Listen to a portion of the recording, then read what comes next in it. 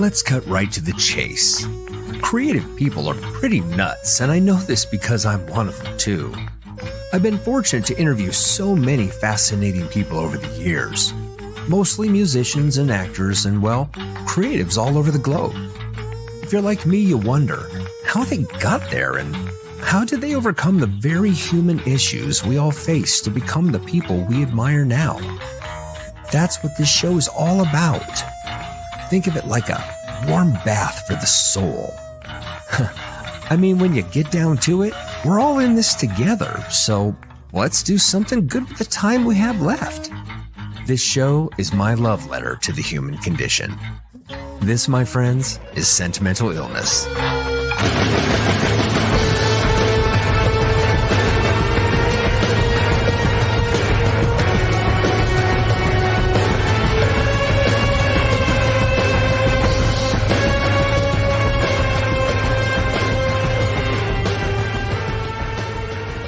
Oh my gosh, I love that intro.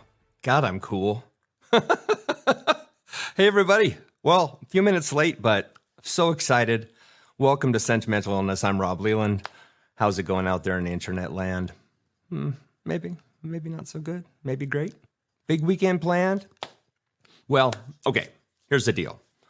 I'm excited for my guest, but before we get there, gotta tell you a little bit about what's going on with me.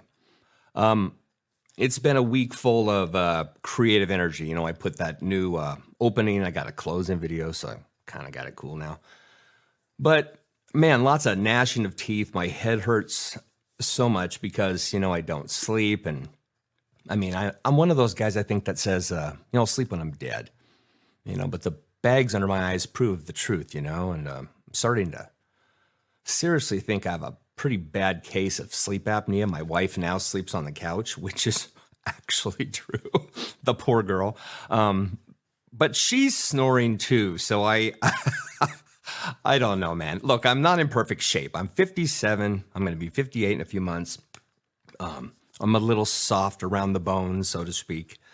I wake up every night with a dry mouth. And I know I have one right now too. I'm starting to think my diabetes is really starting to catch up with me. And so, hey, tell me what I got to do, man. Tell me what I got to do better. I know I have to change something. I have to change my diet. Stuff is going on, man. The sign of something greater, you know, perhaps, and a bit distressing. But look, I've turned my eye to what do they call it? A blind eye to my health. But the truth is, man, I feel like I don't have any bandwidth to care at this particular moment. And to be frank, I'm still really dealing with a ton of personal anger. I'm definitely going through a midlife crisis. I know I shouldn't complain. I have a refrigerator full of like 50 different hot sauces, you know. I mean, how can I complain about my life when there's bigger fish to fry? You know, I have a very close friend who suffered from a brain tumor a few years ago, and you know, when they operated on her, it's hard to talk about. You know, it left a permanent scar, so she doesn't have hair on the side of her head. So she's got this sort of half mohawk, and she's learned how to make it really cool. But she's been diagnosed with malignant cancer in her liver and in certain parts of her chest, and so you know, things went upside down in our community pretty quickly. And I think it reminds me that as much as I don't want to say hate, as much as I dislike my life at times, I mean, there's a lot of stuff I don't have to worry about. Again, I have 25 hot sauces in my refrigerator. I don't have to worry about having my head cut off because I have a certain set of parameters of ethics or morals that disagree with a government or, I don't know, a cult. So, I mean, how hard is this life really? I mean, the point of the show, right, is to invite people like you who are struggling like me and to see that we're all in it together. And, of course, the best part of the show is just having fantastic guests. I guess that's a great segue. Help me do this for a day job. Look, let's get to the man who's hanging out in the green room. Nik Barker. Now, a lot of you might only know him as Kin from 12 Foot Ninja. Excuse me, I'm going to drink some water. I admit I'm nervous. It's kind of weird. Look, I've been a fan of Nik's for a number of years, almost a decade. I discovered the band, like a lot of us, through YouTube. I don't know why we don't get more Australian bands, being promoted here in the States, but we don't. But YouTube has obviously clearly been a great outlet, and I think knowing the type of music somebody like myself likes, the algorithm, then shoves 12 Foot Ninja and Caligula's Horse and I don't know, name another Australian band, North Lane, into my feed, and then we discover, right? And over the years, I've fallen in love with this guy. I've fallen in love with his voice particularly. I mean, he's not a part of 12 Foot Ninja anymore, at least as much as I know, and I guess maybe we can touch on that a bit today. But I do want to say this, that prior to the show today, I was listening to some of the older material, and what really sets the band apart from what I've previously assumed about the band was, in the past, it was about, oh, hey, they're quirky, the heavy, and then there's the soft and the light and the Latin influences and the metal influences and all this other stuff and the crazy rigmarole that happens with a band like that. But the reality is what sets apart the band was Nik's voice and that combination of harmonies that he had with Rowan. Now, granted, that's live. I'm not so much sure about the recording process, and maybe we can talk about that today. But, sadly, within the last few years, the band went on some sort of permanent hiatus, and Nik moved on, which was all over the socials for a while there. Regardless of what I have to say here, here's the reality. I want to bring the man on. He's incredible. He has to be in the top 5 of my favorite vocalists. That sounds weird. I should be saying he's the number 1 guy, but I don't want to embarrass him to the point of just being like, come on, dude. I'm not the number 1 guy. But he is in that top 5, and he might very well be the number 1 guy. He is truly, utterly fantastic. He's created something that's reached around the globe. And, let me say this last thing. 12 Foot Ninja created a legacy sound. Whether you liked him, knew anything about him or not, it didn't matter. And my guest today was the voice of that legacy. So now I get to talk about him and then bring him on because he's a complete badass. So without further ado, all the way from Australia, my man, Nik Barker. Yeah. Hello there. That was wonderful. That was a wonderful intro. Oh, good. Yeah, Well, man. only slightly embarrassing. Only slightly. Well, I got this new board and trying to do this radio show from my house. This is my house, folks. I am not in a radio studio. Awesome. I worked for a radio station until about a month ago. And, the radio business is a cruel mistress, and I just didn't fit. And that's fine. But there was no room at the end, so to speak, for me at this particular station. And maybe there will be someday. I have nothing but fantastic experiences to look back at. But it's taught me a lot about this business, which is don't show up ready to wing it. This is not something you fuck around with. This is the real deal. So anyways, this show today is really just a hang with you and I, but we will get to some questions. We're gonna hit the fun stuff, which is a little play I like to do in the beginning and talk about the goofy news of the day. But I want to tell the audience that originally Nik and I had planned to meet on the 23rd. So all of my preparation was actually things that were happening on the 23rd. And I was like, screw this, man. The audience will have to deal with it. I'm not going to do stuff about the 26th. Oh, my goodness. So with that, let me find my fun stuff bumper. Here it is. Here's this week's fun stuff. All right. So first off, this show is so clearly about hard-hitting news. I figured we would remind everybody that today is National English Muffin Day. I'll drink to that. Coffee. Yeah, I found a little piece of a little factoid about this. It says, although the English muffin was in fact created by a British man, they actually got their start in the United States.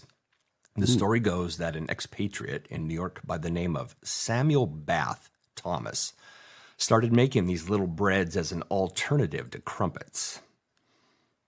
Ooh, I know. Big, exciting news. Nick, this is what you showed up for, buddy. Yeah. I didn't know they were pitted against each other, so now that opens up a whole can of worms, doesn't it, really? It's true. I'd probably choose crumpets myself, but I can be partial to English muffins. I think they're good. They're good toasted, lots of butter, buttery goodness on top. Can't go wrong. I don't actually know. Now, I guess I could have looked this up. I've never had a crumpet, so I actually don't know. Actually, I could have had a crumpet. I don't know. I'm not sure what a crumpet is. Is it a scone? No, it's basically it's a pastry, but the goodness of the pastry is that it's whatever's in it. I don't know what's in it. I'm not a baker, but it bubbles essentially. Like if you flip in a pancake, it bubbles on the side and. Then to flip it. But they let this bubble up. And it's those little pockets of air, those soft, doughy pockets of air. Oh, yeah. So good. So good. Wait a minute. Soaks in the butter or the honey or whatever you're putting on it. And it's, oh, man. So these pockets of air have flavor? Yeah. How is that? I mean, I don't understand. Yeah. I mean, it's pretty doughy without anything on top of it. It's pretty doughy. Like you wouldn't eat one by itself. Gotcha. You've got to have like butter or honey or jam or whatever floats your boat. Okay. Probably Vegemite if you're Australian. Yes. But it just those little pockets of air just soak in all the flavor of your condiments and just can't be beaten. Crumpets. Nice. Okay. Yeah. Okay. Yep. And, okay. So you mentioned the Vegemite thing. Yes. Now that's a stereotype for anybody outside of Australia. We have this assumption that it's the worst thing in the world. Yeah. Is it? It's not to us. And I think it's because, we grow up with it. It's full of B vitamins and, it's actually a waste product is what it is. And it's brilliant. It's beautiful stuff. It's salty and awesome, but yeah, it's certainly not for everyone. I mean, we had moments over in the States where we'd introduce some poor American to the wonders of Vegemite, and man, some of the reactions were insane. A couple liked it. A couple thought it was good, especially when spread on toast or something. But by itself, and this is the problem, Rob. I've seen people try to taste it just by dipping a spoon in it and eating it that way. We don't really do that. Some of us crazy Australians do, but man, you need buttery toast, bit of Vegemite on it. Some people like it thick, some just like a little bit, just thin. But yeah, you need it in combination with things in order to appreciate it, I think. But yeah, I've seen so many videos of people trying it just straight off the spoon. Yeah, I'm wondering why they don't like it. I couldn't eat it like that myself. So yeah, I mean, I would imagine it's incredibly salty. Yes, it is. Yeah. So in America, at least, I don't know what it's like. To be fair, around the rest of the world, with the exception of Japan, a few Asian countries, that most countries don't seem to like to have sweets for breakfast, for example. Yes. Yeah. And, so our beginning of the day is a bowl of Frosted Flakes or, just something insane. No wonder we all have diabetes, right? Yeah. Yay, America. Yay. So many things to talk about that are pro-America. But yeah, I think there's probably actually quite a market for something like Vegemite if we could get over the fact that the viscous nature of it, the things I've seen of it, it just looks like, something like people who chew tobacco. That's what they spit out. That's what it looks like. It can kind of taste like it too, but fair. Yeah, I mean, you can use it for cooking. So, in the same way that you could inject a bit of miso for that umami flavor into a bolognese, into a pasta sauce. You can use Vegemite in the same way. It adds a saltiness and unctuousness to it, like a little bit like soy sauce, but not as salty as or pervasive as soy sauce can be when you put it in with other things. But it can definitely lift a dish for sure. You're kind of but it's an talking me into acquired it. taste. Like, some people like to dip their finger in miso and eat it, but other people don't like it on its own and need it with other food. So it's definitely one of those things. Okay. Well, maybe my wife's Japanese, so maybe that's something we'll do, because we do the miso thing all the time, and I'm quite used to having, saltier foods. It's just the nature of the Japanese diet. Yeah. Okay. Yeah. Well, I'm going to skip over World Table Tennis Day because I don't think anybody gives a crap about that. But today, the 23rd, so 3 days ago, it was National Take a Chance Day. That's one. Ooh. National Talk Like Shakespeare Day, which is super weird. And most importantly, National Lovers Day. Right. And I will say I have 6 children, so clearly I take this day to heart. I thought Valentine's Day was National Lovers Day, but that there's a separate one is pretty cool. Yeah, I think, again, in America, I don't know if actually, so the website I get all this stuff from, it's probably all over the world. Yeah. I mean, I have a feeling.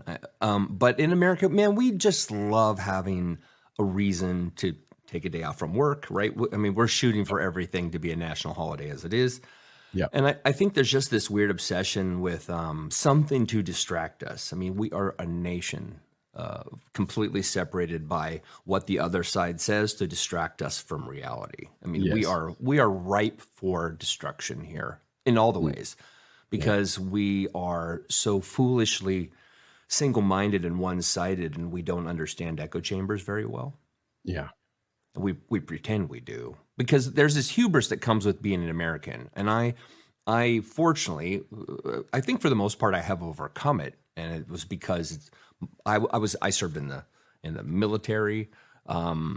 So by the time I was 28, I think I had seen that whole wave of what it means to be a patriot and what it means to care about your country and have this assumption that we're somehow better than others. Yeah. And of course, as time has gone on, I've seen quite the opposite. And it's one of those things where I wish youth wasn't wasted on the youth. I know you know what I mean. I do.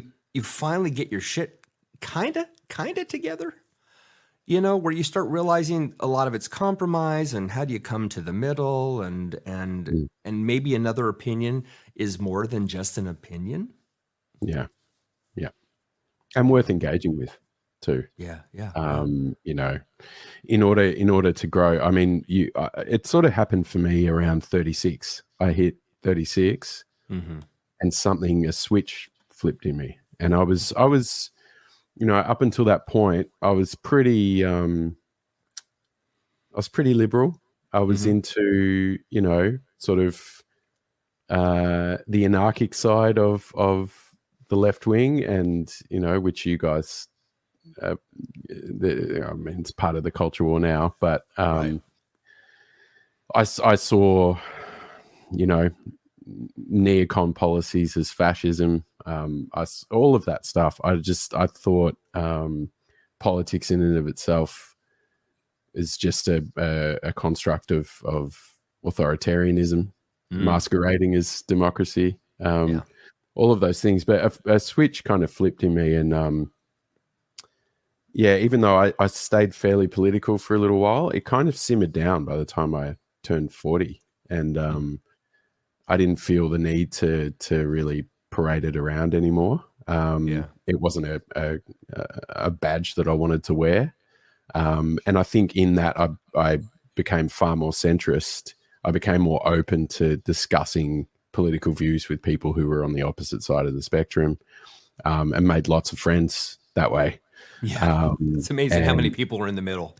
Yeah, and Yeah, I guess too, like when you wave a flag, you polarize someone else that doesn't, appreciate the flag. And I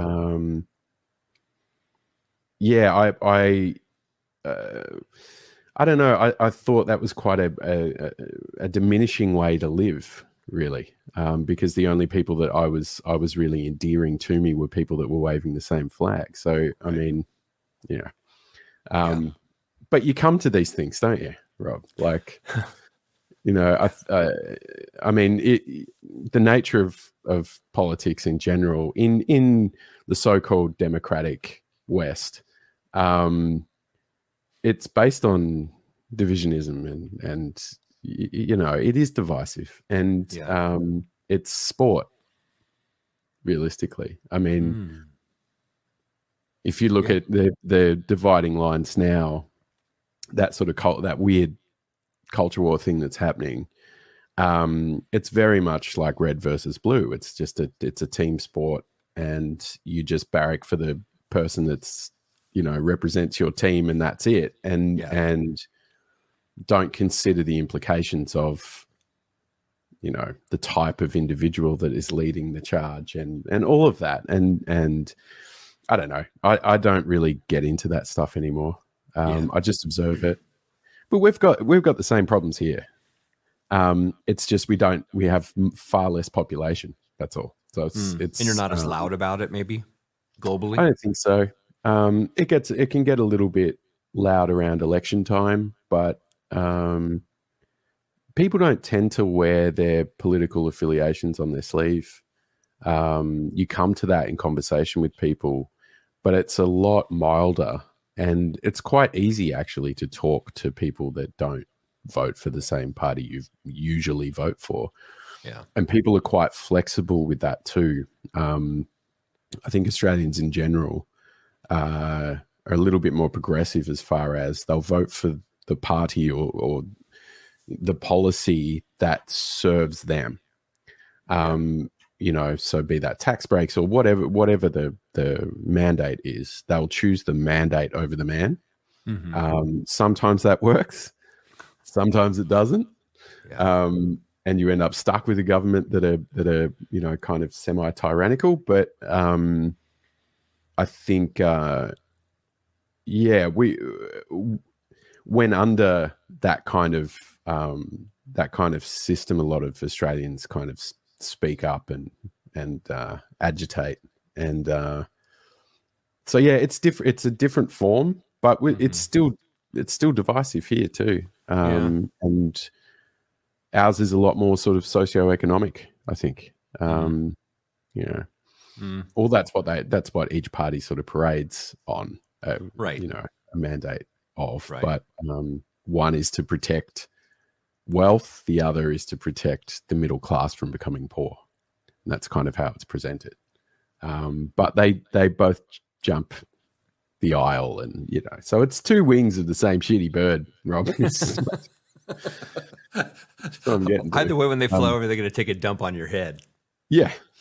They don't really care about us. It's just numbers. It's just numbers and hitting economic benchmarks, GDP, like inflation rates. Like it's about the economy more than anything else. Well, now that we're all bummed. Sorry to bring it down, mate. Thanks, man.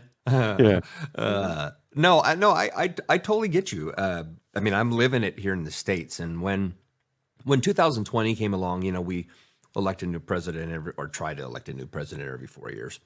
And, Trump was rerunning, and then we had Biden jump in at the last minute. There was this weird sort of assumption. Nobody even tried. It was just like, well, guess it's going to be Biden and Trump. There was no effort to find appropriate candidates that reflected the values of said party. Yeah. Right. And I just found myself, I mean, I'm telling you, man, this is not bullshit. At the end of 2020, just post-election, when there was a real sense here in the States that there might be civil war because Trump wasn't conceding, and everybody's saying the election's rigged, at least on that side, and the opposite side saying the opposite, there was a real feeling of doom. I mean, a real true fear of things going awry. And I went to see my doctor about something. No, it was a dentist of all things. And the dentist office actually gave me a blood pressure check. And I think it's because they assume a lot of people are nervous and I was acting a little strange. Turns out I had hypertension. And so my blood pressure, if you know blood pressure, was 170 over 110, I believe. Wow. And my blood sugar level was an out of control 11.4, which basically meant my diabetes had diabetes. Yeah. And I should have died. I should have had a stroke or a heart attack, and I should have died. And I'm not attributing it just to the political rancor that was happening here, but it was a huge contributor towards it. I had to completely sort of just say, look, whoever we're stuck with, I just got to eat it for, you know what I mean? I just got to deal with my life because I can't worry about what everybody else is saying or what certain people believe. And some of them, of course, are in my family who disagree greatly with my perspective. But I, like you, am a centrist. I just think the good things happen in the middle. A lot of people say that, well, that means you're wishy-washy, you can't take a side. And I call bullshit on that. I don't think that's true at all. That's not true. Yeah. It's just that, I mean, this is where the people are, man. You know, but we have these loud minorities sitting out on the side that has somehow tricked everybody else in the center to think that they don't have a voice. Yes. You know, but yeah, I think, I mean, if you think about it, it's the flow of information of, you know, bottom line policies and those sorts of things. Yeah. They then get fed into the media machine. The media machine feed it to you as, you know, to kind of imbue a sense of shock and awe and all of that.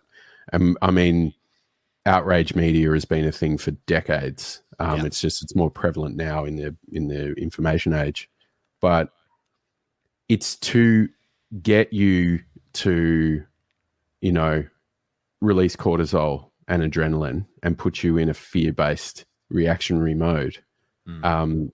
Because in that place, you can't possibly think clearly enough or critically enough to actually evaluate what's really happening. And I think the interesting thing with centrists that I'm friends with or close with, I've got lots of centrists in my family, it's that we're not, our daily lives aren't sort of hedged on what's happening politically. Right. We're involved in other things. So I think there are people out there that once they choose a team, it's all about that team. And right. I mean, if we're looking at a microcosmic sort of representation of this, if you look at sports, right? Mm-hmm. Say, for instance, we have Australian rules football, right? Which is nowhere near as brutal as I was going to say the weird football, as gridiron, but it's weird, yeah. And they don't play with protection, but there's a real kind of there are divisive lines between teams. So if you support a particular team, it's hard for you to get along with someone else who supports a different team. Mm-hmm. And there's this, even though you can be best mates with these guys, there's always this kind of barrier. Yeah. And you see it out there. Like people wave those flags all the time. Yeah. And yeah, it's a strange thing. It's kind of, it turns people into sort of a one-eyed kind of individual. And I think politics has the same effect on people, that once you choose that team, you start filtering everything through that lens, through that political lens. And I think then when you supplement your decision with a whole heap of media that is, you know, that way inclined, leaning towards that particular right. that particular policy or that particular worldview, you're just filling your coffee cup every morning with, you know, Newsmax or whatever, and you're just feeding on it, and then you listen to Rush Limbaugh or whoever, or you like, and they're just feeding the same outrage porn, to you, and trying to incentivize you to be outraged by what the others are doing, and so that you distance yourself even further and further from them. I think really when it comes down to it, it's just to secure votes. Like, it's really all it's about. It's securing votes, securing numbers. It's a really shoddy game, I think. No, for real. It reminds me too that, in America we have the Crips and the Bloods. Are you familiar with this term? Yeah. Gangs, right? And that's what it feels like to me. It feels like gangs. Yeah. Just taking an extreme side, just not allowing anybody to have, it's not just to not allow them to have an opinion, but it's to shut them down. It's to embarrass them. It's to alienate them for your own, your own victory. I mean, what are we winning? Right. You mentioned a second ago, you were talking about, like sort of being a part of a club, that people's need to be a part of something so they can, that's their official identity now. Yes. And of course, which has led to identity politics, right? Like the us and we and them and they and he and him and she and her. Everybody's got to be a part of like 5 or 6 different identity clubs, so you know how to compartmentalize them, so you can decide if you want to engage with them further. Yes. And that's done prior to any real conversation. You and I, for example, it sounds like we have a tremendous amount in common, and I'm sure we would be great in those clubs together. But the assumption that you to join the club first before we can actually talk about the fact that we're actually centrists is absurd. And yet that's what everybody does on a daily basis. In America, they're actually asking us in advance. This is true. When we fill out our ballots now, because we're allowed, most of us, I should say, do send in absentee ballots, through the mail. And you have to mark, or they will destroy the ballot. You have to mark that you are a member of the Republican Party or the Democratic Party on the outside of the ballot. Wow. Yes, which that is the most fucked up thing, because I'm not a member of either party, but now I have to pick which party I think best represents the hope of the state of Washington, the United States of America. Wow. And if not, well, what are they going to do with my ballot? Are you going to throw it away because it doesn't agree with their, you know what I mean? I mean, look, we can stay on this forever, and we're going to ruin the day, but sure. But yeah, that's wild.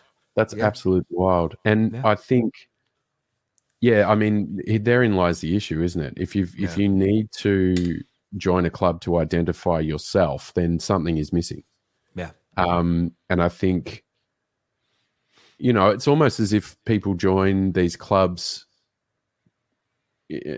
in order to have their worldview kind of dictated for them, without having to really process things and face themselves and all of that. And I think what I notice with people that are central leaning, that are more about the policy than the player,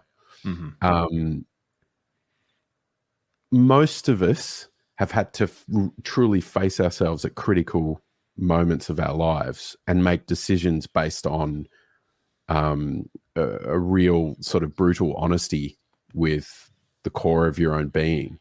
Right. And to be able to like pour yourself out onto a table and make sense of yourself and all of those things. I noticed that a lot of centrists are very, very honest about who they are, and don't necessarily require a club to represent them, to be their representative. And hence why a lot of these people will their votes are flexible, because it is about, what serves their core value, not what serves the value of their friendship circle. Right. Or so it's, I don't really care if any of my friends vote for a political party I don't have an affiliation with. It doesn't bother me. Yeah. You know, sure, if that particular party gets into power and then there are policies that come down the line that affect my bottom line, then yeah, I'm going to look at the party and go, you bastards.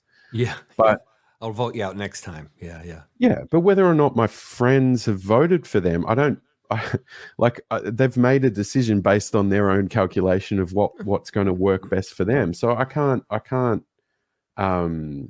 vilify someone like that. It's just, will you make the decision based on where you find yourself at that point in time? And maybe that will change. Maybe that's flexible. Maybe it's inflexible because you are a team member. But you can't. I think a lot of trouble that people have is that they get concerned with you know, other people's worldviews, and try to change them.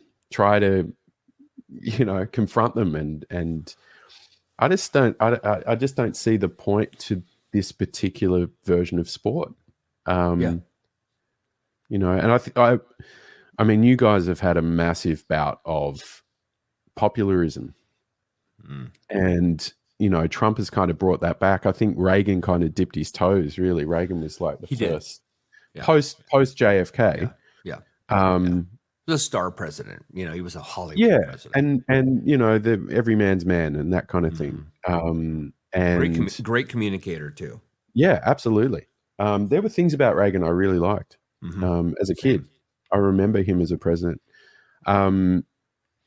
He seemed like an honest, very grounded kind of man, really. There was a little bit of delusion went on a bit later on in his tenure, but you know, I think he was in it for the right reasons. It wasn't that he was trying to, you know, just raise his own flag, his own brand. Whereas now you've got this guy, this very loud guy. For real.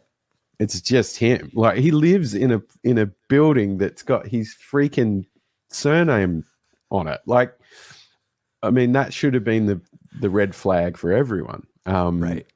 And unfortunately, what that's done is it's turned it into a wrestling match, as opposed to an actual discourse about the human condition and being in servitude to that.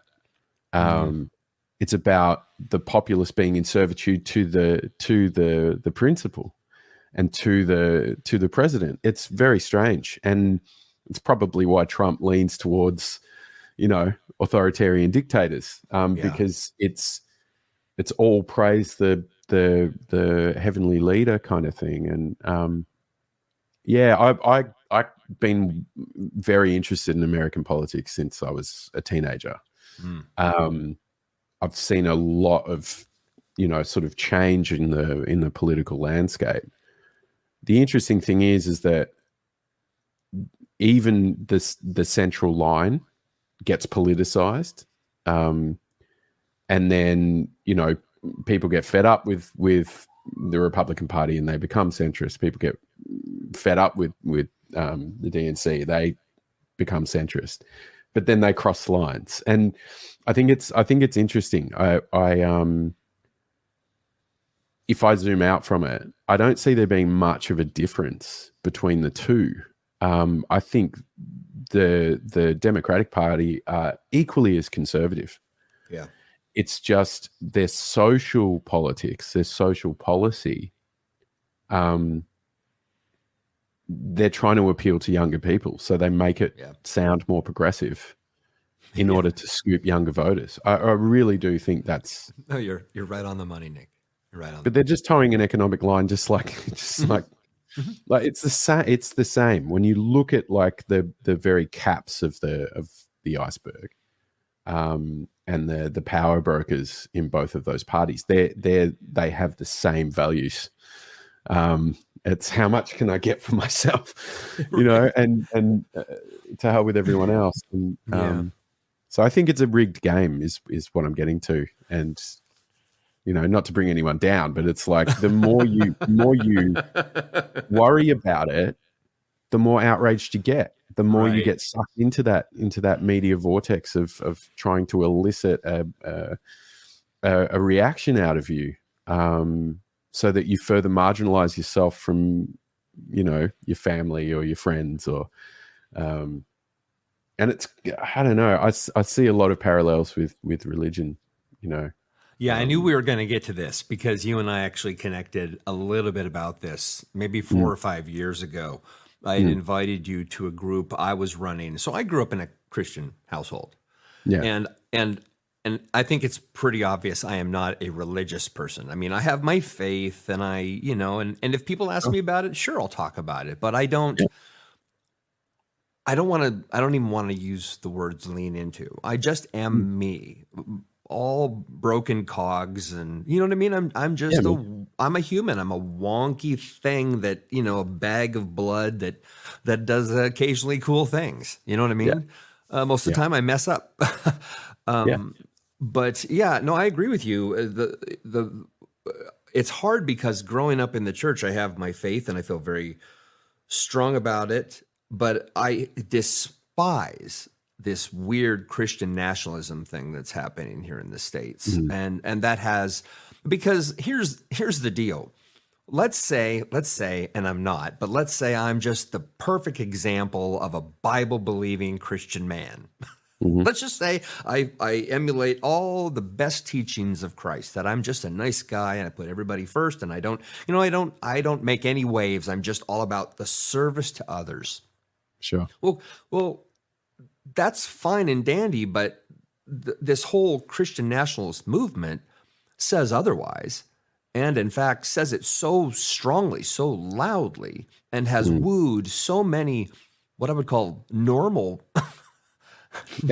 people into its web. And it is a web that the world now hates us as much as they hate the Jews, right? I mean, for some reason, we're equally despised. And gosh, neither of us, I mean, look, people make mistakes left and right, and culturally across generations, people have done a horrible job of representing God in any way, shape, or form, right?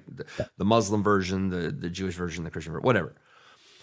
But gosh, I don't even know where I'm going. It's just that we, sorry, I'm getting spun up and I can't even think straight. But we've all been lumped in together as being these shitty people who are trying to impress our value set upon others. And I will just firmly raise my hands and say, I would like to think I've never done that. And if I have, I apologize for doing that. Yeah. I just want to be the best me. I like it when people say, I don't know what it is about you, Rob, but I like you. And I have a choice. I can say, hey, thanks, that's cool. I'm just trying to be the best me. Or I can be like, well, because Jesus Christ is in my heart. Yeah. Right? And then Nik. So therefore it's his fault. Right. And so Nik and so this may be a truth or not, but it doesn't change the fact that Nik isn't in the place, in the desire to receive those words. There's just they're just not made for you at this moment, and probably never. And not because you couldn't someday come to your own Russell Brand version of Christianity. Sure. Oh God. Well, I mean that. Yeah, I know. But did you see what he did? I mean that ironically. Did you see what he's doing now? He's getting baptized. Did you see this? Yeah, I heard. In the Thames. And he's hoping that baptism will just like be a genie moment where he'll just magically come out of the water and feel like, I don't know, a better person. He's running a grift. He's running a grift is what he's doing. In the same way that he used yoga to do the same shit. Right. It's about endearing certain pockets. Yeah. And demographics. That's all it really is. And he's done the same. Like he was staunchly left wing when he started, on YouTube. And I used to watch him because he's very articulate. He's well spoken. Incredibly, yes. Incredibly. He's hyper intelligent. I think so fast. Yeah, his command of the English language isn't necessarily an accurate representation of his intelligence, but he appealed to me because he was saying things that clicked into place. But then, I noticed that that shift in him, and he realized that he could be far more appealing if he started leaning into that outrage culture and started leaning into that right wing, like, oh, can you believe what they're doing now kind of stuff. And then I started seeing like his clickbait titles, like his titles for his videos would change. And, you know, especially through the pandemic, I watched a few episodes of his YouTube channel, and I was sitting here just befuddled is the word. Just going, what are you doing? Yeah. And he's trying to sort of play both sides. And I thought it was really strange, and not in a centrist way. It's like, just this appeal to outrage shit. And yeah, he then all of a sudden he's like, I'm a spiritual guru. Yeah. And he became Jesus all of a sudden. Yeah, he actually did try to be a Jesus for a while. He tried to be Jesus. Very 1968. And there are videos all over YouTube of him like parading like he's Jesus. Mm-hmm. And you now all of a sudden he's gone, whereas he was staunchly secular. He was a secularist. Mm-hmm. He's now, utilizing another demographic of people in order to increase his wealth. He's running the grift, man. Yeah, it's a tough one, and I don't want to interrupt you, Nick, but I was watching him on Twitter this morning. I do follow him because I do find him curious. He is curious, yeah.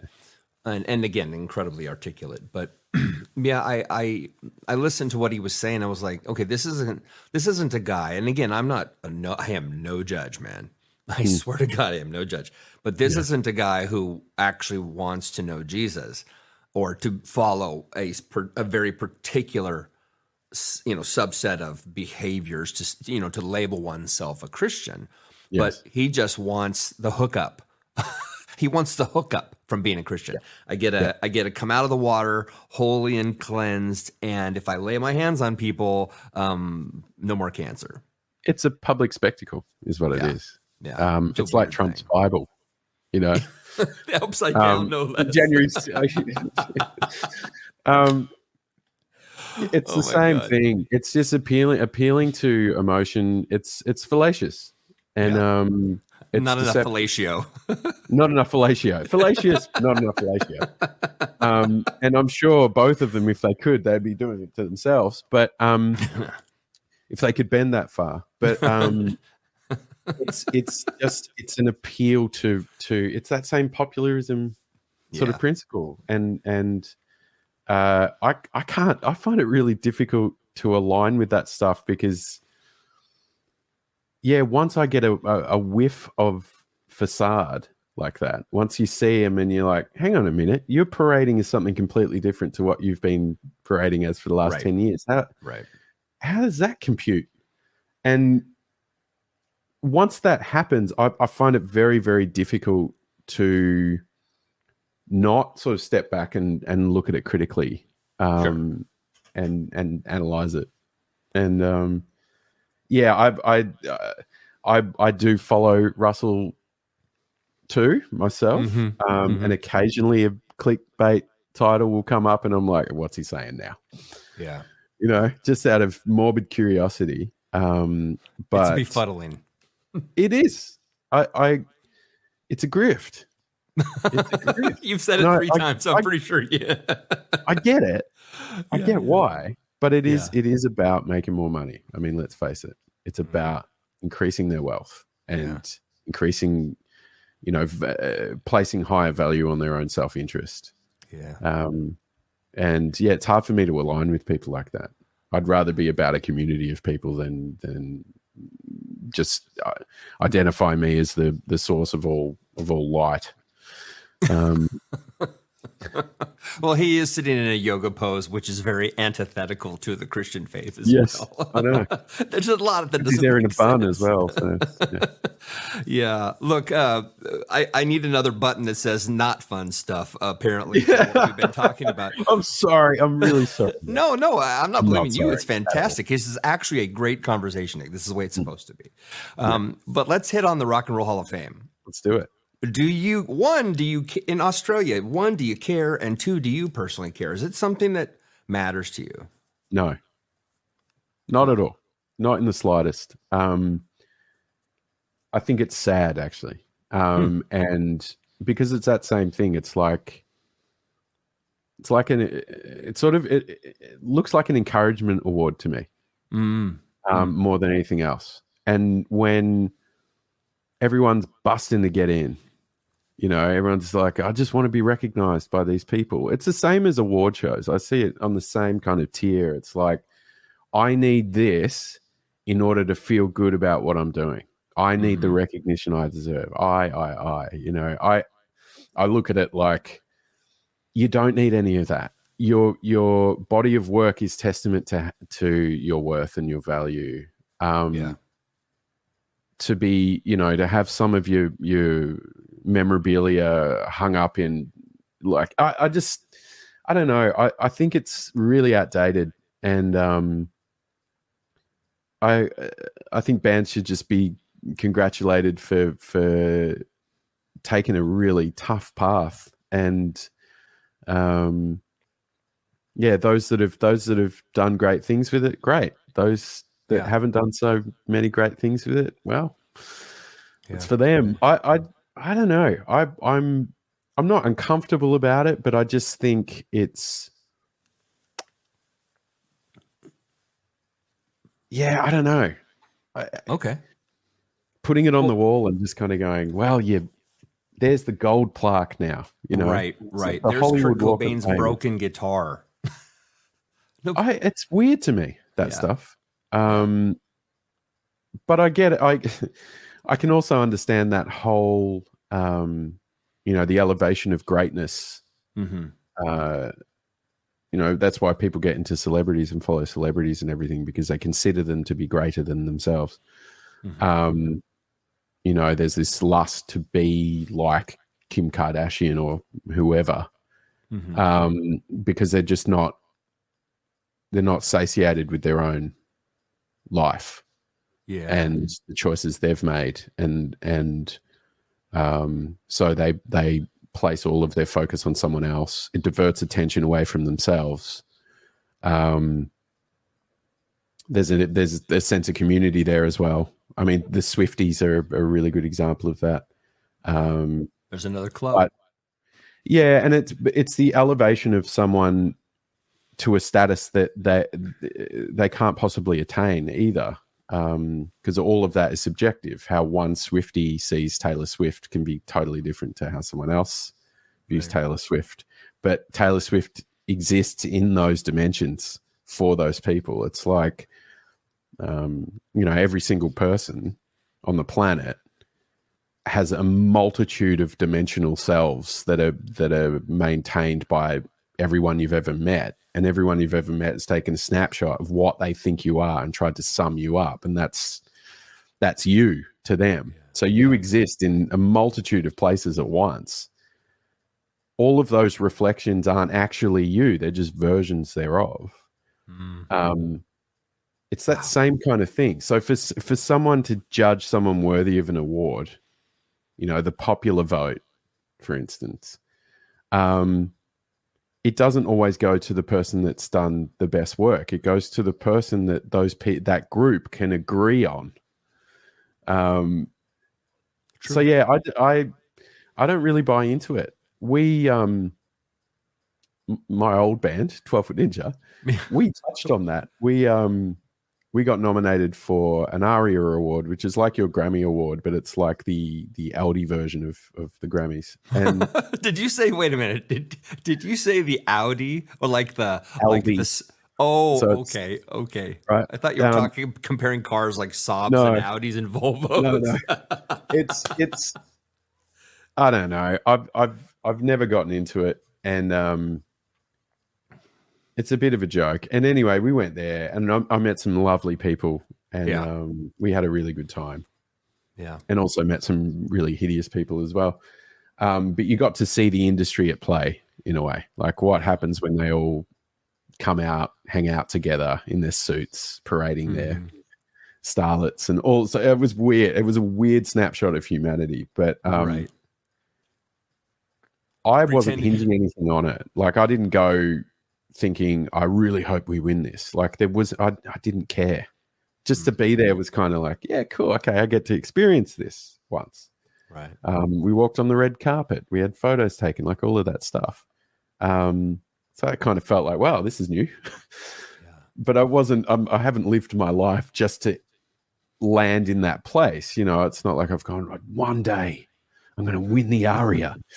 And I wasn't in it for those reasons. But when we didn't win, what was interesting was we were in like a hard rock metal category, and it went to a band that were considered at the time to be quite hipster. It was King Gizzard and the Lizard Wizard. I don't know if you've heard of them, but I've heard of them. They're an extraordinary band, and probably the most prolific band that no one knows, and insane. And they weren't expected to win. And when they did, they caused a major upset, especially in our camp and in the camp of another band that were also competing. And I didn't really care. Yeah. And I watched that play out. And the expectation of finally will be recognized, the penny dropped that is a completely alien language to me.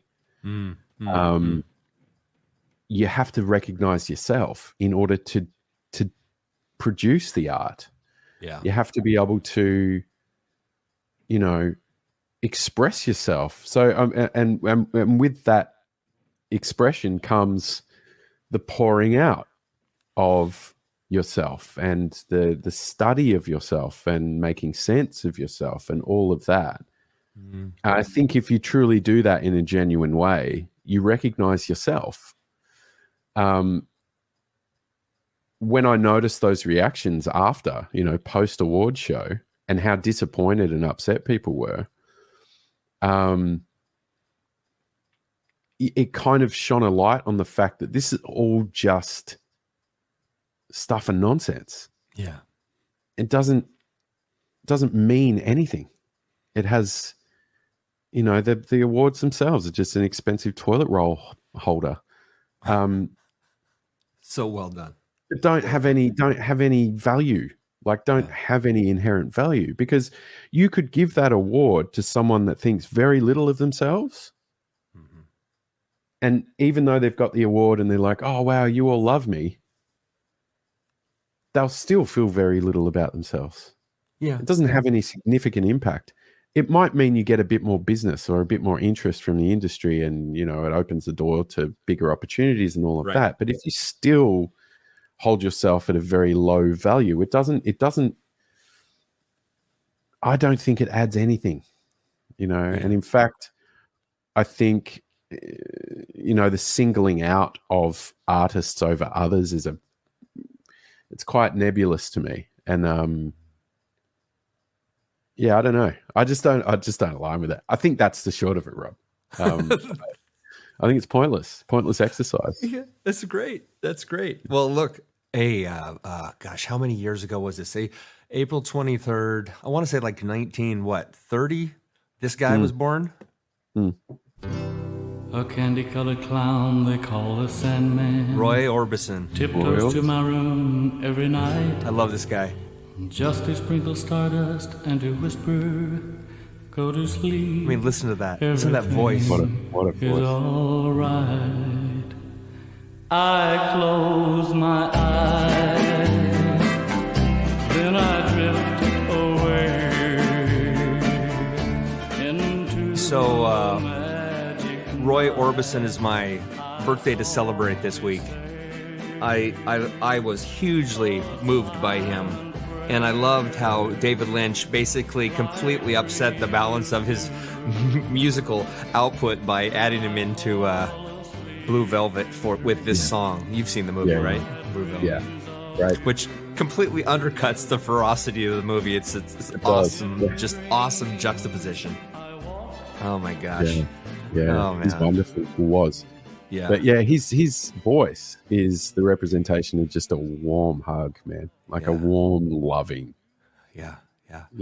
Supportive. I think. Yeah. Yeah. Just lovely. I watched a documentary on the Traveling Wilburys recently. Okay. And the making of that first album and how it all came together, and was fascinating seeing all those cats in the same room, Tom Petty and George Harrison, Bob Dylan. Yeah. But Jeff Lynne. Oh my God. All of them, like Roy Orbison, to them, Roy Orbison was the man. Yeah. And it really touched me, because it was like, oh wow, they see him for who he really is, and the contribution he's made. And I thought that was, because I didn't know what the dynamic was between those guys, whether or not they were close friends, or whether or not labels had put them together. I didn't know the story of it. I only knew the albums, but just how they were talking about him and how beloved he was so awesome to witness. So cool. Yeah, I wasn't a fan in the 60s and 70s. I mean, I was too young, right? And I was born in 66, so I was born after he had hits. Yeah. But I actually did discover him because of Blue Velvet. I saw the movie and thought, wow, what a great song. I started looking at his catalog. So I'm a little embarrassed to admit that I came to him much, much later in my life. But yeah, extraordinary voice. Really, truly one of the godfathers of the pop music era. Yeah. That wall of sound that they created prior to the actual wall of sound being created by, what's his name? The crazy producer who's in jail for murder. I'm sorry, it's not funny. He killed the hot chick from Amazon Women on the Moon. I mean, what an evil bastard. Phil Spector, wasn't it? Yeah, Phil Spector. There you go. Yeah. But that sound, that incredible sound, it's a cross between the early 50s crooners and the Duane Eddy sound. If you are familiar with Duane Eddy, which is that twang guitar, like a surf guitar. Yeah, I love that stuff. Yeah, reminds me of my dad mostly. Yeah, that's awesome. Well, look, before we get to the new stuff, we're gonna react to some music here in a few seconds, and then we'll talk about what's coming up with you. But I wanted to throw this at you because I thought you'd appreciate this. According to Sir Isaac Newton, Jesus Christ was crucified on April 23rd, the year 34. And apparently he calculated the waning moon cycles and saw that the crescent moon occurred on this date, and cross-referenced the Passover holiday with the Judean calendars and found a Friday that seemed to jive with the historical records. And then, of course, years later, most scholars found that it actually was a year earlier, so he was off. So none of it really matters what I'm saying. Yeah, I think it's funny you mentioned that. I saw this thing. I'm big into Dan McKellen at the moment. I don't know if you know of him, but he's wonderful, and I've been following him now for quite a while. I think he's the work he's doing is magnificent. But there was one of his videos recently talking about the eclipse that supposedly happened, and this TikToker had basically, was saying, NASA have calculated when the crucifixion was based on, astrological charts and all sorts of stuff. Mm-hmm. And the problem with this calculation was that it was actually a lunar eclipse, not a solar one. So it said that there was a solar eclipse, as while he was hanging on the cross, right. God left, and everything went dark. And then he was dead. He died on the cross, and then the sun came back. Right. Big earthquake. Forgot the big earthquake and the tear that falls out of heaven and lands and splashes on the Roman soldiers. In the same way that the Mayans sort of charted that same thing. But yeah, this woman had got it completely, like it completely misread the charts, and it was actually, she was pointing to a lunar eclipse. I thought that was amazing. That she didn't notice that. But anyway. Yeah. Those people are the same people buying that psychic's ability to read the past or see the future. Those are the same people who are voting for Trump. I'm sorry I said it out loud. I'm sorry. It's true.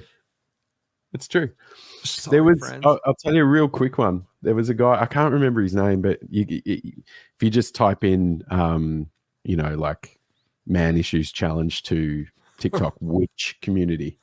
Okay. And he, because of course he doesn't believe in witchcraft. So what he said was he issued a challenge to witches to put a curse on him. That had to be fun. And he was going to document the effects of that curse. And he's like, I don't believe any of you. And it's a big community. The witch community on TikTok is massive. There are so many witches and wizards. It's outrageous. Warlocks. You forgot the warlocks. Warlocks. Jesus. But anyway, so he issued a challenge to them to curse him. And man, the videos of the witches like putting a curse on him and coming after him and this whole thing. And he's just he's documenting, well, nothing's happening yet. Like, come on, guys. I thought that was brilliant. It was a good way to pierce the veil. But anyway, it just reminded me of that. Gosh, I guess it's a couple months ago. You worked with my friends in Odd Covers, Ellie Andrea. Yeah. And Adam Yanzi, and you did that cover of Anubis. Anubis, yeah. Yeah. How'd that happen? How'd that come together? Essentially, I got I think Hailey reached out to me first and just said, hey, I don't know if you know, but we do this thing called Odd Covers. And interestingly enough, I'd been following them for a little while. I saw that, what was the cover they did? It was a Meshuggah track. They did, I think that's their best cover. It's Shed. Oh my God. They did Shed. Shed. It's fantastic. Dude. And it blew my mind. And that was the first time I'd heard her work, essentially, and just went, there's something really cool about this. And it reminded me, it harped sort of Lisa Gerard. I don't know if you know Lisa Gerard. Dead Can Dance. I know Dead Can Dance. I just didn't know the name. Yeah, Lisa Gerard. And it's sort of, and I've said this to her, there's a Bulgarian thing in her voice. And I'm not sure if you're familiar with Bulgarian choirs, but there's this particular sound, this particular tonality. And so anyway, she reached out and just said, hey, we're doing a cover. We'd love to have you on board. And, we have different guests each time. Would you be up for it? I said, sure. And originally, she'd put a particular track to, I'm not going to say what it was because they might end up covering it anyway, further on down the road. And I listened to it and I'm kind of like, I don't know about that. So she came back and she said, what about Septic Flesh? And I went, now you're talking. That's my language.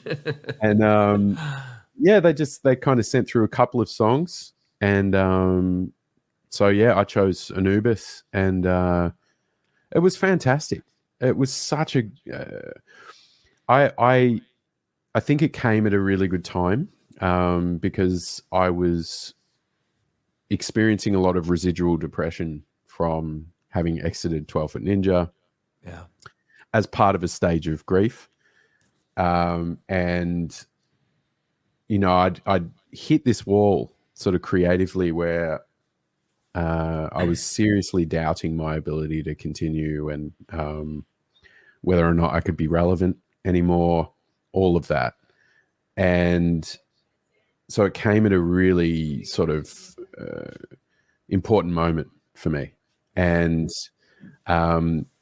so we chatted about it, and they basically said, look, these are the parts that we want you to do. We want you to do the chorus, and then you can add some parts to what's there. So I just jumped in. I went, I don't just want to do the chorus. I want to sing all the way through it, because it's just fantastic, and it's such a good composition too. Yeah, such a great song.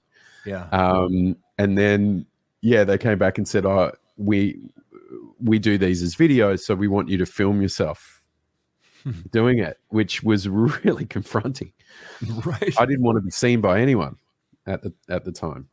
I didn't want to be seen. Well, good for you, man. And it's really hard. Yeah, and I went, well, I got to do it. So I lent into it. I can't watch the video. I can, but it's hard to watch myself.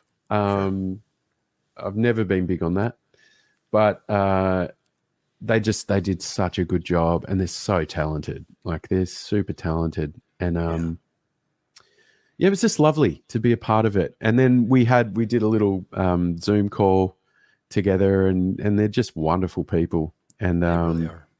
I want to stay in contact with them for the rest of my life, if possible. Yeah, because they're just the sort of people that they're just wonderful people. Yeah. So that was really important kind of moment, because it was from that, when we put it out, and the response from it. And I don't pay much attention to YouTube comments. I learned that while being in 12 Foot Ninja, and 12 Foot Ninja in its nature was a very polarizing band. So some of the comments you'd read, man, were just insane. And I'd get incensed by some of them. And so I just stopped reading comments. And but on this video, I couldn't help myself. I'm like, how, did I hate it?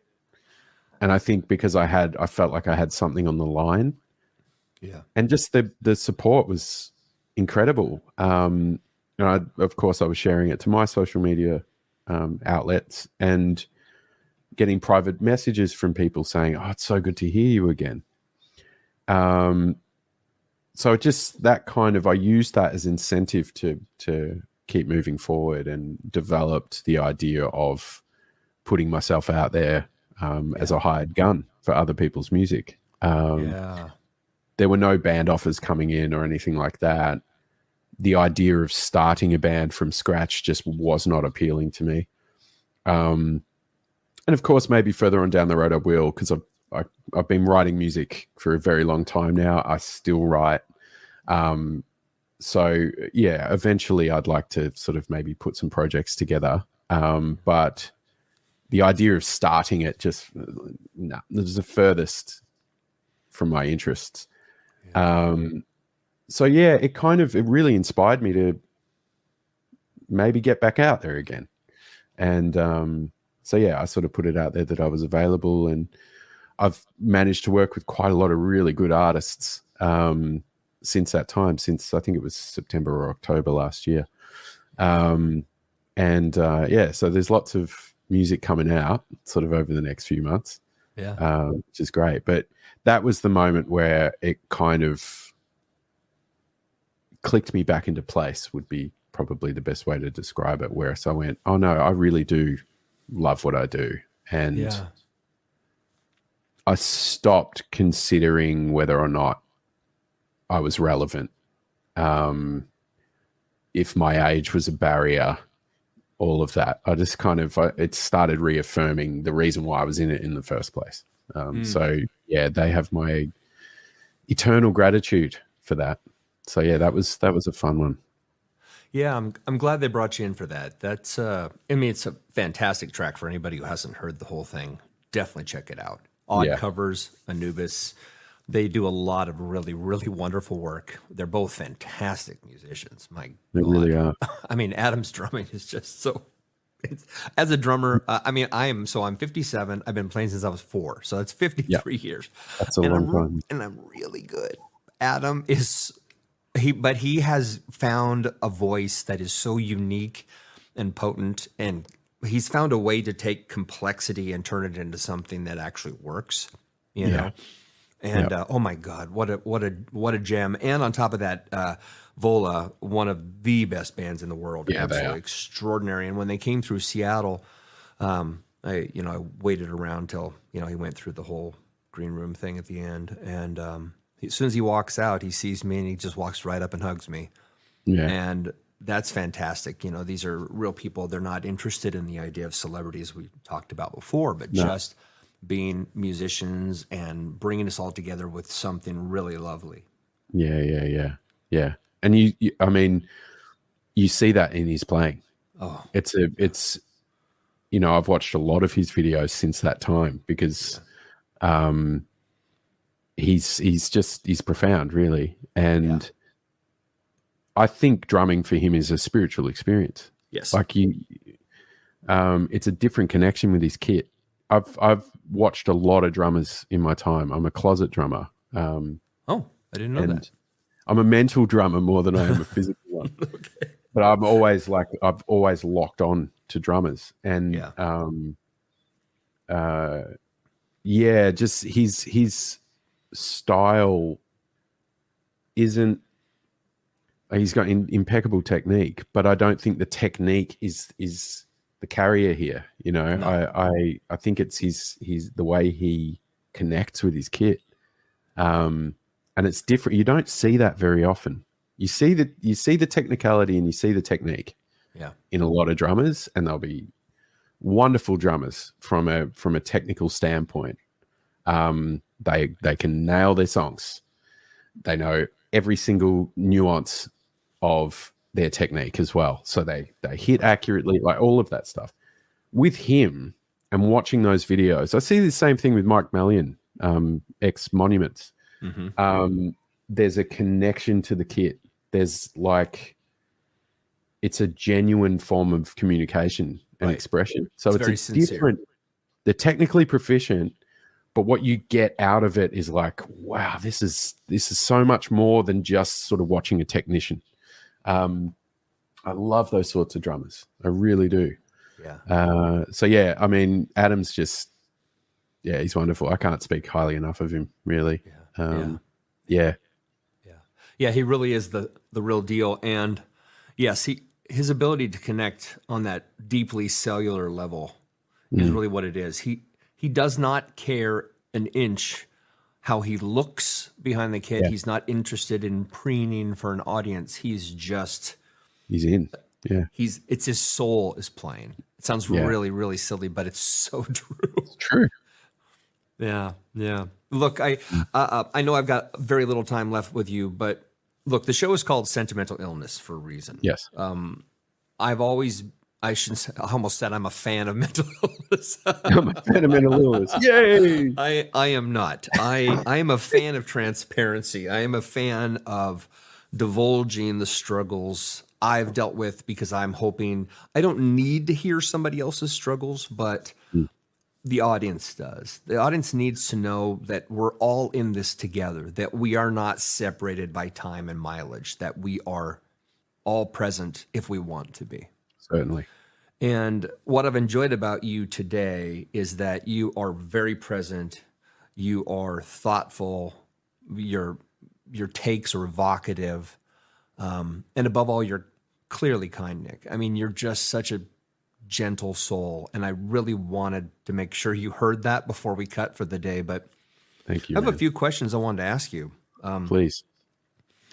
It's a basic question, but I don't know much about your childhood, your youth. What brought you into the music business? What were your fascinations? What were your dreams? Do you mind sharing a little bit about your early years and how it all kind of came together? Well, I mean, music was all around me, from before I was born.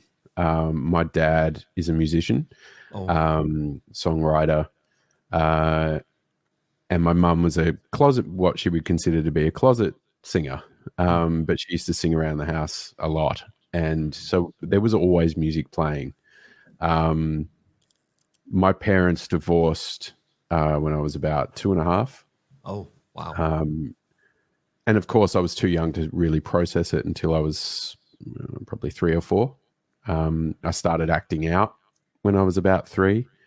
But yeah, I'd spend every second weekend with my dad. My dad had lots of synths around him, and the old Juno, Jupiter 8, like awesome synths. Yeah. And so when I was old enough, he'd let me play with them. But yeah, I think really where my fascination came from was it presented an escapism for me. And it's not to say I had a really difficult childhood. I lived in a pretty affluent neighborhood, which was subsidized by my grandpa, who was a fairly wealthy businessman, restaurateur. Melbourne. But yeah, my mum had gone through a lot of trauma, and was very emotional, and went through a lot when I was a little kid. And as a single mum, that was tough on her. She had a really tough time, and I had a tough time trying to support her and govern those very adult complexities and emotions, which were presented to me often. And I think in order to reconcile with that, I used to retreat into an imaginary world, and I used to pretend a lot. I just disappear into a world, and I could exist there for hours, and it was full of color and characters and all sorts of stuff, and I knew it was all in my mind. But I retreated there a lot. The interesting thing was that music kind of took over from that. So it wasn't until I think I was about 3, and there was an Australian music program that was on every Friday night, I think it was, from memory, called Countdown.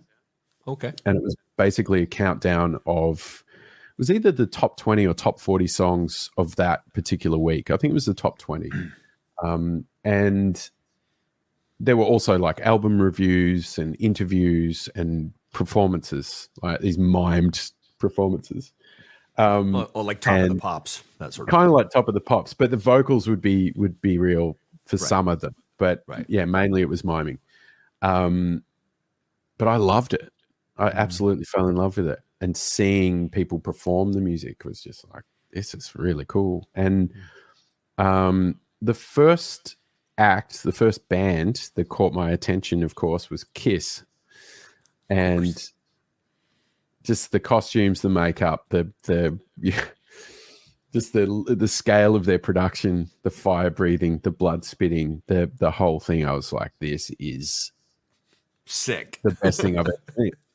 And so my mum supported that, and she bought me this Kiss makeup kit, Kiss guitar, and they started, instead of buying me a lot of toys, even though I had a lot of toys, kids do, but like you accumulate things like that from parents and grandparents and stuff. But my parents would buy me records, and I remember, I think it was Alive 2 was like the one, and then Dynasty, and I used to get mum to paint me up as Gene Simmons. And she'd sit by the record player, smoking cigarettes, and I'd tell her what songs to put on. Shout It Out Loud was probably one of my favorites. And I just bounce up and down on the couch singing along to Kiss. And that kind of, I think that's really what opened the door. My dad also bought a drum kit for me when I was about 3. And I'd sit there and play drums to things. Apparently I was kind of beat savvy, I guess. I don't remember any of that. I remember the kit. I don't remember playing it. And then, that interest in music kind of, I gravitated to other bands. So there was an Australian-based band called My Sex, who I loved. They had a song called Computer Games, which was just like one of my favorite songs ever. And yeah, I just sort of started latching on. In excess, there were quite a few around that I was like, that's really cool. Kate Bush. I love Kate Bush. Yeah, I had what I would consider, just looking back, to be my first sort of, I wouldn't call it a sexual experience, No, but I it was understand. the first time I got butterflies in the stomach and went, oh, this makes me feel funny. When I saw Babushka, the clip to Babushka, and I went, oh, I was entranced by it. Just like, wow. Yeah. I understand completely. I'm a massive Kate Bush fan, but especially the Dreaming because it was about the Aborigines, you know? Yes. Yeah. No? But there was all of that sort of music around. Split Ends was another great one. Peter Gabriel, with so many. So I retreated into that world a lot. I'd just put headphones on, put a record on, and just sit there looking at the album cover from a very young age. And so I when I got to school, I was enrolled in an all boys Anglican private school, and you know, my grandpa sort of wanted me to become a professional, a business professional. Eventually, that was his hope for me, and that I'd probably get into sports as well and be the high achiever. And I wasn't that way inclined at all. I was a creative, and I was interested in movies and acting and directing. I think the first thing when people would ask me as a little kid, what do you want to be when you grow up? I'd say, I want to be a director. And so I wasn't that way inclined. I wasn't into sports really. And anyway, I remember my very first day where my mum was, you know, taking me to the gate, and I was scared. I was really scared. I think I was quite possibly crying. I think I was. There was another kid that was crying. And so my mum sort of took me over to him and said, oh, this is Nik. What's your name? And he said, I'm Brooke.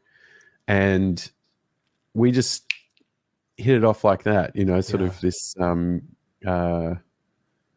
mutual friendship forged in abject fear, really. Right. The terror club. So anyway, we luckily were in the same class. And I remember still to this day, like the second day of school, he disappeared from the class. So he was there at the start, and then he disappeared for a couple of hours. And anyway, he returned sort of mid-afternoon. And of course I said to him, where were you?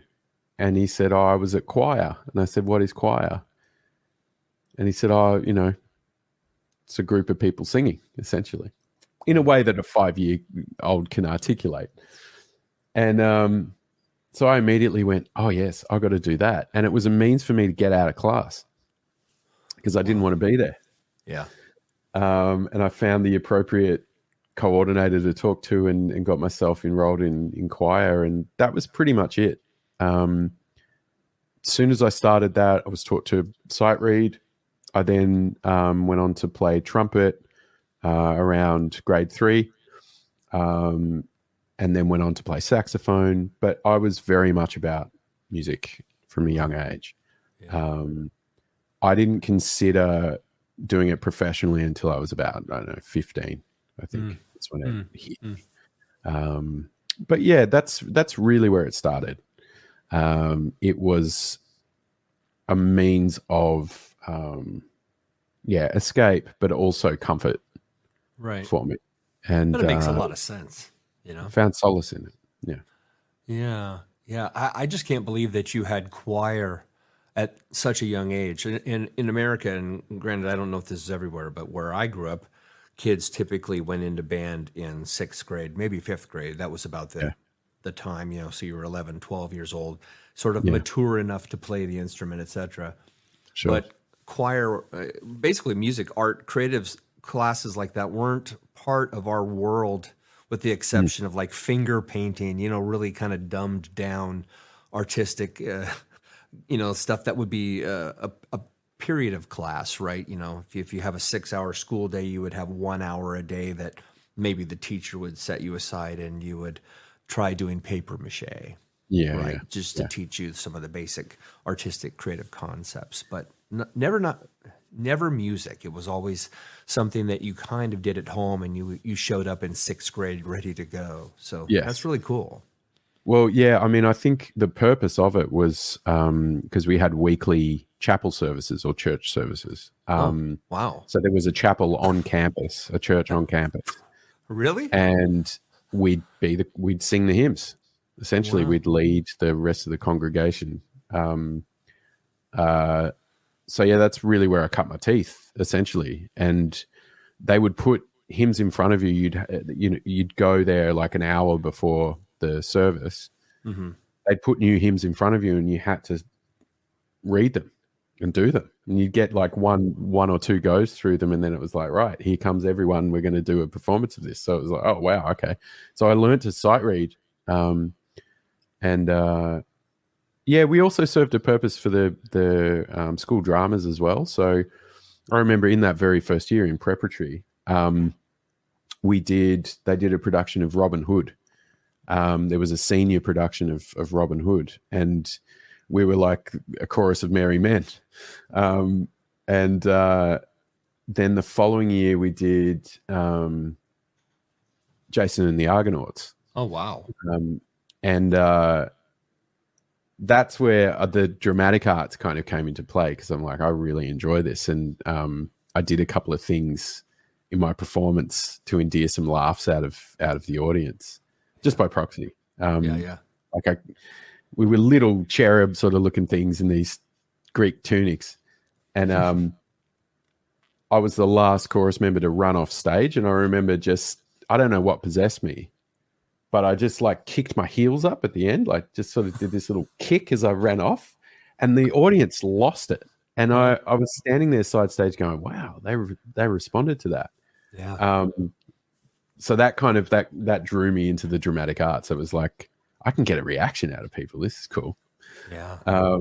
But yeah, we were utilized for those sorts of things, for dramatic productions and church services. So, and then later that manifested into, I remember doing a little tour of old folks' homes and singing Christmas carols for all these people, like sitting there going, get these kids out of here. And we were in these choral uniforms. We had these robes. They were these ruby red robes with these like full on sort of, these, what would you call them? Like these collars, these lace kind of frilly collars. And it was weird. Doilies. That's what they were. Yes, they were doilies, neck doilies. Yeah. Neck doilies. It's a very common thing in the church. Yes. It's I always just equate it to old women. This idea of wearing these white lace things around their neck. Yeah. So yeah, that's really where it was forged, and I didn't enjoy being in that school. So in the same way, music was a retreat for me. It got me out of class. It got me into activities that I actually enjoyed. So yeah, it really did sort of help me, assist me through school. And I that's been a constant my entire life, I think. Music is a form of therapy for me. Yeah.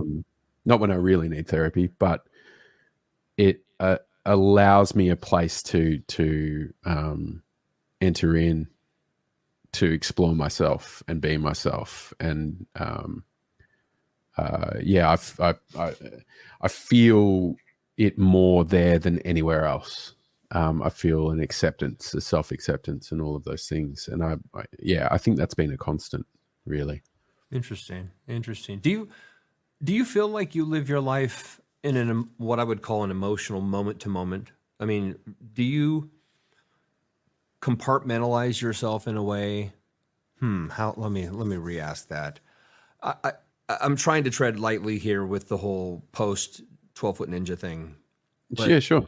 Something, if I may. Well, it's this. I remember reading your statement and then reading Stevik's statement. Mm-hmm.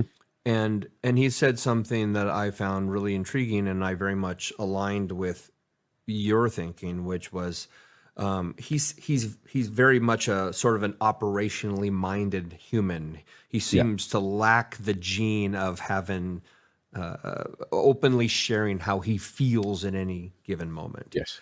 And that made me curious if you live your life on sort of how you feel from moment to moment. Do you base your life around your feelings, or is that just something that sort of adds on to whatever's going on in your life?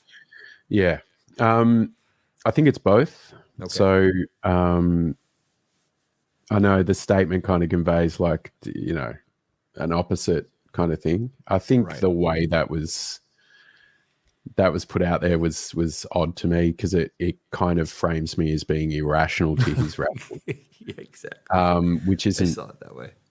isn't always the case. Mm-hmm. I can be passionate, and you know, I will raise my voice if I think something's not right, which can be viewed as disruptive by some people. And therefore you can be put in that box of being emotional. But I actually come from both places. So I do have an intellect. I just don't, I found it very hard to align with his, because he is very logical. But that's not to say he's not emotional either. He is. He's good at masking it. I'm not so good. And if I feel something, you see it. It's apparent. So it's not that I wield emotions like a weapon on people, but I'm not afraid to lean into them and show people, you know, an honest depiction of how I'm feeling. I try not to appeal to emotion too often. Yeah. But yeah, I mean, that statement, if you read it, is just, yeah, it's an odd read even for me. I you know, I read it and kind of went, wow, this is it. This is how it ends. It was strange. And yeah, I mean, that kind of plays to, you know, part of the reason why I felt it was time for me to leave. But yeah, I think sometimes I can get the better of myself a little bit emotionally sometimes, but more often than not, I'm able to kind of check myself before that happens. And I think I've become better and better over time at governing my emotions. And I mean, this coming from a perspective that they're mine. So that whole phenomenon of, you know, you make me feel, or offense culture, I don't align with at all. No one makes me feel anything that I don't choose to feel on some level. Good. Because there's always a choice. There's always a choice. There are chemical impulses, of course, but you can govern those. I don't know. I learned from some of the best how to do that. But yeah, I don't believe that people can give you an emotion or give you offense. The offense is taken. The emotion is evoked, if you allow it. So yeah, I'd rather respond emotionally as opposed to react emotionally. So I use my intellect to try and govern that to the best of my ability. And I haven't always been good at it, but it's been an ongoing goal of mine to be fully responsible and accountable for my emotions. And I really do think, you know, delving into an artistry like music has given me kind of a really good way of figuring that out. Taking snapshots of myself, subconscious snapshots of myself. And yeah, a way to make sense of these things. So yeah, I do think I'm both, but Well put, though. That could be. I could be. I could be wrong. Well, I could be wrong. To someone else, is like, he's the most emotionally charged human being I've ever seen. Someone else is like, he's the coldest guy you've ever met. So, and not that either of those really matter, at all in the scheme of things. But I do my best to be as balanced as possible between those places. right. Try not to let my emotions rule. But if I, man, I'm a dad. Yeah. My daughter's 5. There's lots of Disney movies. There's lots of and I don't know what happened, but since becoming a father, those films eat me up. They press buttons in me, and I cry. Yeah. I get emotional watching them. I allow myself to lean into that, which I think is really powerful, especially for a man, to allow yourself to feel, allow yourself to emote, allow yourself to cry to those things. Yeah. I've had moments watching films with my daughter where she's had an emotional reaction. I've had the very same one, and we look at each other and she's like, oh, just like Daddy. you feel it too. That's fantastic. So I allow that. I allow myself to experience it. Yeah. I just don't necessarily think that emotions are useful in every application. No. And I think you pick your moments and those sorts of things, and read a room, and that's also equally as important. So yeah, for sure. Well, I know we're up against the clock here, but let me ask you just a couple short little things here at the end. The show's called Sentimental Illness. Do you have something in your life that you are sentimental or nostalgic about? Good question. I've paraded around for decades going, I'm not sentimental, I'm not nostalgic. I think I am about music. I think I am very sentimental about music. Not necessarily bands in particular or albums or anything like that. It's not like I've got the same 20 albums that I've been listening to my entire life. I listen to new things all the time. It's very rare that I go back to stuff that I listened to 10 years ago. Very rare. Oh. It's like I don't watch a movie usually. There's a couple of movies that I've experienced that I'll watch more than once. But usually I'll watch a movie once. Name one. What's that? Name one. Like what? The Man with the Golden Arm is my favorite movie of all time. That works. Sinatra. I love that. That struck me in a really big way. I was going through a Sinatra phase. Mm-hmm. I was about 18, I think, at the time, 18 or 19, and my dad had a poster of The Man with the Golden Arm. Wow. And but it wasn't from the movie. It was there was a band that he was associated with called Bachelors from Prague. And I think they did the theme song from The Man with the Golden Arm as part of their set. They were this awesome pop jazz band from Melbourne, circa 80s, Yeah. And so he did a design sort of based on that same what's his name? Saul, The amazing artist. It'll come to me.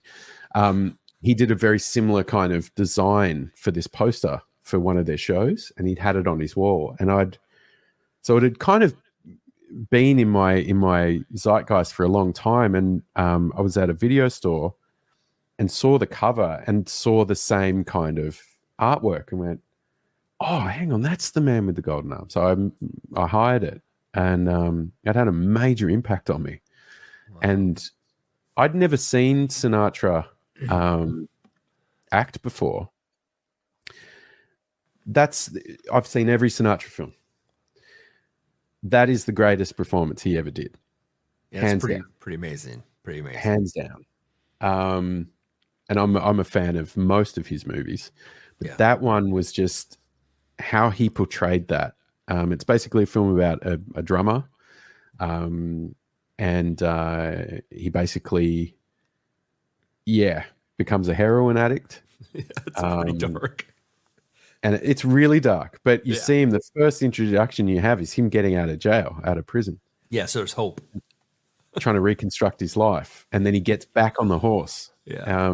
And it's full on, especially the scene where he's trying to dry out, Yeah. Oh, man. Yeah. So, that's my favorite film. It's pretty heavy. But, I find I'm not sort of traditionally nostalgic about these things. But I think I'm definitely nostalgic about music. I'm nostalgic about certain sounds. I'm going through this real synth phase at the moment. So I'd love to buy physical synths, but I just don't have that sort of cash. Right. But I've been buying emulations and playing around with them. Old DX7 sounds and all of that stuff. Yeah. And I love it. There's something about certain tones that I'm nostalgic about, certain sounds, certain styles as well. I think that's the number one thing. That's very cool. Diego Tejeda from, formerly of Haken, and now he's got his new group, Temic. Yes. And he plays the Matrix Brute, which is all old school. It's all analog. Yeah, everything's dialed in with, filters, basically. It's just a completely customizable tone generator. It's fantastic. So crazy. Well, I was fortunate enough to play them as a kid, play these awesome synths. Yeah.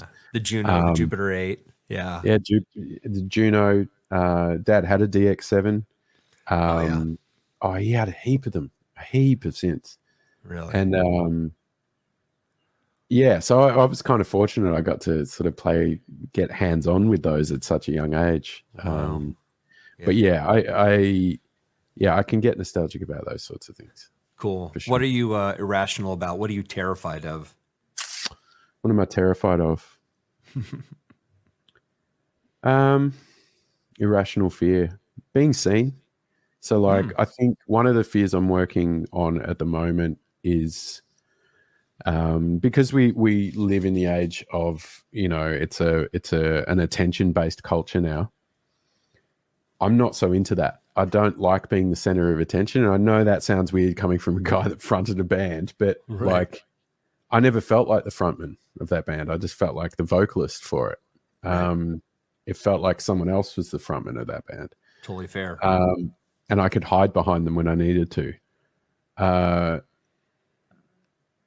So I'm kind of confronting at the moment the fact that I've got to be more public. When really I love my privacy. I love being private. Hence why you don't see many social media posts on my Instagram or Facebook. I don't engage with it much. But I'm learning that I need to if I'm going to continue as a working musician, which I want to do. I have to do that. Yeah. And interestingly enough, I got into vocal tuition, but I also teach a few other things as well. I had to put ads up on social media. Yeah.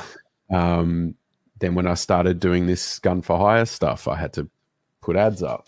I've had to sort of come out of that shell. So I think my irrational fear really is being seen, is like that I'm going to disappoint people when they get to know me, that kind of thing. And I think that plays back to that sort of imposter syndrome that I experienced, especially being in 12 Foot Ninja. I always had that sitting on my shoulder, like they're going to figure you out. They're going to figure out that you're not actually really good at this. Crazy. And that plagued me for years and years and years. And then it started changing. I started leaning into it. Well, if I'm not good, why am I here? Yeah. And started really challenging that. And then it shifted significantly. And especially sort of around the time when we started touring the States, actually, because you've got to hold your own and be convinced. Yeah. To have conviction. Got to show up for it. You've got to show up. Yeah. Yeah. So I think having to do that step through that step into that uncomfortability really helped change that and shift that. Yeah. So I think it's connected to that same base level fear, but it's just a different form of it. And I'm not the sort of person that, like, anytime I'm out, go, you know what, a selfie would be good right now.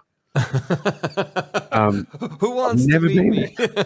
Never been that guy. I don't even take photos of it. I don't go out and go, oh, need to take a photo of that. Right. I experience it. The thought never occurs to me. It's like, be there present with the thing, but I don't step outside of that and go, oh, I should grab my phone and make sure I've captured this. I'm just not geared that way. But that's great for your daughter, Nik. I mean, that's. I look at that and I don't want to interrupt your thought, but it's all right. I have such low self-esteem that anything anybody does for me, I'm instantly like, oh, you want to be my buddy, right? I just chase after the ball being thrown down the street. And I'm neglecting the people I love, those intimate, close relationships that will always be there for me. They'll be the only ones that will actually be there my entire life. And good for you that you see the rest as fleeting, because it is. I mean, as much as I would like, I've had a fantastic time being with you today, as much as I would like to spend a ton of time with you in the future to develop a friendship and a real relationship. Yes. I also know that that's kind of insane thinking, right? That this idea that this guy might be my friend. Oh my God, if I just hang in there and cling to it, that maybe he'll be my friend.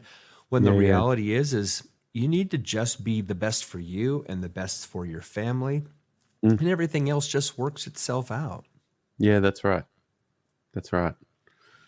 There's a great line from a Neil Finn song. I think the song's called Faster Than Light. Okay. And it says, and friends will come to those whose kindness leaves you without debt. Wow. And I agree with you. I think you just be the best version of you can be, and you magnetize others that are endeavoring to do the same. Yeah. And some that aren't. But you get better and better, more able to discern that, and you start going for quality over quantity and refinement. So yeah, I totally understand where you're coming from. Well, Nik, thank you so much for being here today. I'm going to play us out, but you are everything I hoped you'd be. You're a fantastic human. I genuinely enjoyed this time. I'm sorry for waking you up so early. And thank you for fighting through it with me. I mean, really being thoughtful and kind and giving. It means the world to me. It really, truly does. So thank you. Thanks so much. Thanks so much for having me. And yeah, great chatting with you, man. We will chat again. So yeah, don't worry about that. Be good to get to know you, man.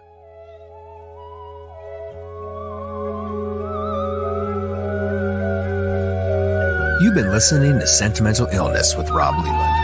Our theme song, Gore-Tex Weather Report, is provided graciously by Jürgen Mukabe. Don't forget to support the show by subscribing wherever you get your podcast media.